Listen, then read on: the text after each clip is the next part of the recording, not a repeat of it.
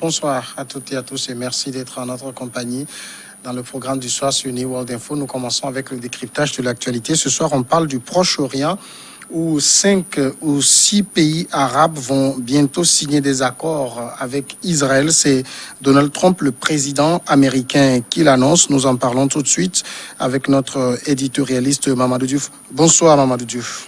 Bonsoir Samuel.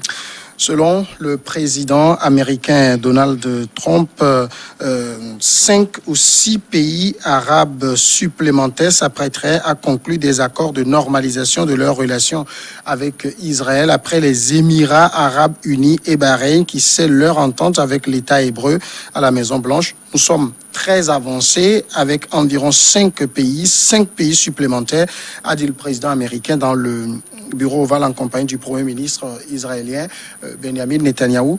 Si on en croit le président américain Mamadou Diouf, c'est comme s'il y a une course folle à la normalisation avec Israël au niveau du Proche-Orient. Oui, mais le seul hic, c'est que c'est la parole de Donald Trump. Moi, quand il parle, j'attends de voir, puisque on le connaît avec sa façon de faire le show, on le connaît avec son exagération dans toutes les choses quand il parle. On ne serait pas surpris de voir des États arabes aller dans le sens de normaliser leurs relations avec Israël. Mais comme il le dit, 5, 6, il a même dit 7, voire même 8, en citant même, comptant même l'Arabie Saoudite dedans. Je ne crois pas que ça va aller aussi vite qu'il est en train de le dire. Les gens vont certainement regarder pour voir quelle sera la réaction après la signature de ces accords avec les Émirats arabes unis, avec le Bahreïn d'abord, puisque, il faut le dire clairement, la cause palestinienne est encore dans le cœur des populations arabes, même s'il est vrai qu'au niveau des chefs arabes, de façon générale, la lutte pour la cause palestinienne a été abandonnée depuis plus de 15 ans. C'est ça la réalité.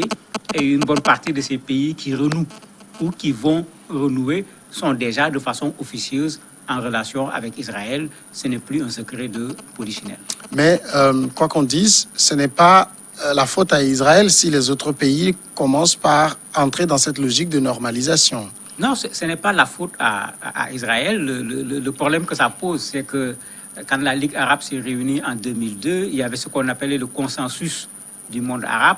Ils s'étaient entendus, ils avaient crié, parce que le monde arabe a plusieurs fois trahi la cause palestinienne, ce n'est pas la première fois.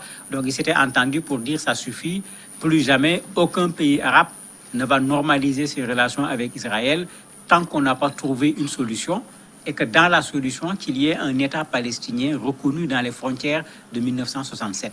Le texte est très clair, il est très net. D'ailleurs, c'est la raison pour laquelle, quand on a annoncé le retour de la normalisation des relations avec les Émirats, les Palestiniens ont saisi la Ligue arabe, mais jusqu'à aujourd'hui, la Ligue arabe n'a même pas daigné condamner cette normalisation qui est contraire à ce consensus. Ce qui donne un peu raison au président américain. Certainement, il y en a d'autres qui sont sur le point de le faire et qui ne vont pas condamner parce qu'ils risquent aussi d'être condamnés à leur tour. Israël ne peut pas être tenu comme responsable. Au contraire, Israël travaille à avoir tous ces pays arabes de son côté pour pouvoir mieux faire face aux pays qu'il craint le plus, c'est-à-dire l'Iran. Alors donc finalement, Donald Trump n'est peut-être pas en train de mentir en disant que 5 ou 6 pays soient dans la logique de normalisation aussi. Non, pas nécessairement. Peut-être l'euphorie qu'il met dedans, la rapidité qu'il met dedans, c'est ça qui va être difficile parce que quand vous allez dans ces pays, le fait que ça soit souvent des monarchies où la population n'a même pas la possibilité de dire son avis, encore moins de manifester, tout le monde connaît comment ces populations soutiennent la cause palestinienne, y compris même individuellement. C'est-à-dire, je ne parle même pas à le soutien de l'État, mais de façon individuelle, les populations sont pour la cause palestinienne. D'ailleurs, quand il y a des problèmes, quand Israël bombarde, souvent les contestations commencent au niveau des populations pour qu'on puisse voir les premiers responsables réagir, souvent de façon très molle, une réaction qui n'a jamais permis de régler ce problème de la cause palestinienne. Mais il y a cette nouvelle donne qui est là depuis un temps, pratiquement 2005 par exemple pour l'Arabie Saoudite, un peu plus avant pour d'autres. Il y a des relations avec Israël que les gens connaissaient déjà, qui n'avaient pas un caractère officiel, mais qui existaient en bonne et due forme.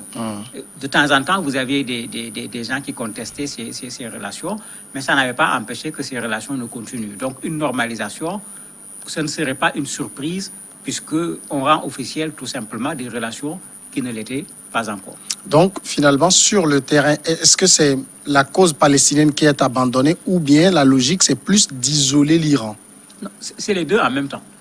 Il y a la cause palestinienne qui a déjà été abandonnée. Parce qu'en fait, il ne faut pas qu'on nous trompe comme si c'est du nouveau. On a vu le ministre émirati des Affaires étrangères en parlant dire oui, on l'a fait parce qu'on a voulu qu'Israël ne puisse pas annexer une partie de la Cisjordanie. Il l'a dit au moment de la signature, alors que tout le monde sait que Netanyahou a démenti en disant qu'ils n'ont pas renoncé à l'annexion, ils l'ont tout simplement reporté.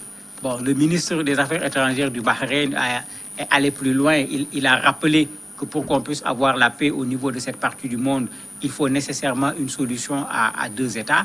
Mais depuis plus de 10 ans, ces États ne sont que sur la base de déclarations. Il faut deux États, il faut un État palestinien. On n'a vu aucune action d'envergure de la part des pays arabes pour la cause palestinienne. D'ailleurs, les Palestiniens l'avaient très bien compris. Quand vous les regardez actuellement, ils comptent sur eux-mêmes pour vouloir régler leurs problèmes, bien que malheureusement, ils n'ont pas les moyens face à Israël, soutenu par les Américains et laissé par la communauté internationale en train de faire ce qu'il veut. On a vu quand la CPI a dit qu'elle va faire des enquêtes sur Israël, les États-Unis ont commencé à vouloir sanctionner Bensouda parce que tout le monde sait que des crimes de guerre, des crimes contre l'humanité, il y en a plein de la part d'Israël contre les Palestiniens. Donc si une enquête est bien menée, il y aura nécessairement des condamnations et Netanyahou ne pourra pas échapper parce qu'il était là pendant qu'il y a eu certains massacres des Palestiniens. Mais tout ça, vous ne voyez pas du tout les pays arabes prendre le devant par rapport à cela. Donc, ce n'est pas avec ces accords seulement, ils avaient déjà abandonné cette question des pays de la cause palestinienne. L'autre élément, tous ces pays arabes ont peur de l'Iran.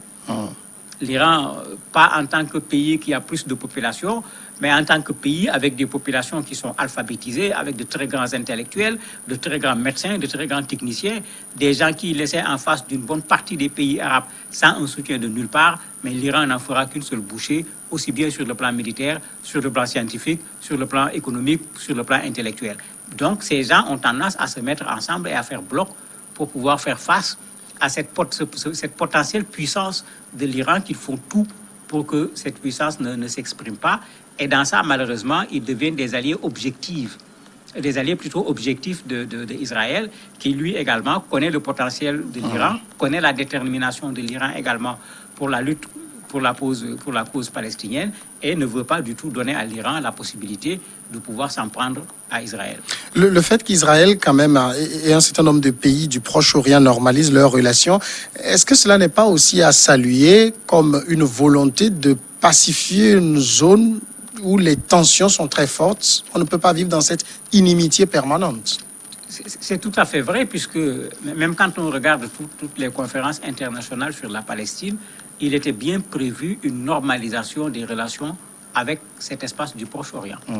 Le seul problème ici, c'est que la normalisation vient avant la création de l'État palestinien. Alors que la cause de la situation qui est là, c'est la cause palestinienne. Donc normaliser les relations sans pour autant régler la cause palestinienne, c'est courir le risque le jour où il y aura un changement de pouvoir important à la tête de ces pays qu'on retourne à la situation antérieure. On l'a vu avec l'Égypte, quand Morsi a gagné les élections, les relations entre l'Égypte et Israël se sont immédiatement tendues, puisque Morsi était dans la position des Égyptiens dans leur majorité, qui consiste à dire on ne peut pas laisser les Israéliens s'en prendre impunément aux Palestiniens. On a vu comment on s'est organisé pour le faire quitter le pouvoir, parce que effectivement, Morsi de l'Égypte ici, l'Iran de l'autre côté, Israël se retrouvait dans une situation extrêmement inconfortable. Et ici, il s'est agi tout simplement d'un changement d'homme. Donc, il ne faut pas qu'on se trompe. Les rois qui sont là, les princes qui sont là, ne représentent pas du tout l'aspiration de leur peuple. Donc, le changement d'une personne peut se traduire par des cartes qui vont être totalement rejouées au niveau de la sous-région. C'est pourquoi la véritable solution, elle est également celle qui est la plus juste. Elle est celle qui est réclamée par l'ONU depuis fort longtemps. C'est l'existence d'un État palestinien en bonne et due forme, au moins sur les frontières de 1967. En ce moment, il n'y a plus de crise. quand il n'y a plus de crise, il n'y a plus de raison de parler de difficultés dans les relations entre Israël et les pays qui l'entourent. Est-ce que ce n'est pas plus facile aujourd'hui pour ces pays qui normalisent leurs relations avec Israël, en entrant dans une sorte de relation normale, de poser en ami la question palestinienne? Elle n'a jamais été réglée en ami, parce que c'est ça, quand on regarde l'histoire de la question palestinienne, tout ce que les Palestiniens ont obtenu, malheureusement, ils l'ont obtenu en payant un prix très fort, en termes de morts, en termes de blessés, en termes de destruction. Et il a toujours fallu atteindre un certain niveau pour que la communauté arabe réagisse, pour que la communauté internationale réagisse. Il n'y a aucune solution parmi les solutions qui existent aujourd'hui sur la cause palestinienne qui est partie d'une conférence internationale de l'ONU, de l'Organisation de la coopération islamique ou de la Ligue arabe. Tout est parti des Palestiniens eux-mêmes sur la base des combats qu'ils ont menés. Ce qui veut dire qu'en fait, ce n'est pas sur la table qu'on risque de régler le problème palestinien. Et c'est ça même qui divise d'ailleurs les Palestiniens, puisque une bonne partie des Palestiniens aujourd'hui sont convaincus qu'ils sont allés N fois sur la table avec Israël. Rien n'a été obtenu. Et c'est ce qui fait que le Hamas a cette popularité au niveau de la Palestine, parce que beaucoup de Palestiniens pensent que pour se libérer, il n'y a pas un autre chemin. C'est la lutte simplement. Ce n'est pas sur la table diplomatique qu'ils risquent d'avoir les droits que Israël leur a pris. Quand on écoute un peu également le chef de la Maison-Blanche, il estime que c'est un peu comme si les Palestiniens également vont bientôt rentrer dans une logique de normalisation. Oui, mais les Palestiniens ne parlent plus du Trump, hein. Ils en ont fini. Il ne faut pas oublier que c'est lui qui est venu installer son ambassade à Jérusalem. On se rappelle encore le nombre de morts que cela avait engendré, de sorte qu'aujourd'hui, tous ces accords dont on parle, les Palestiniens n'ont jamais été associés à aucun de ces accords.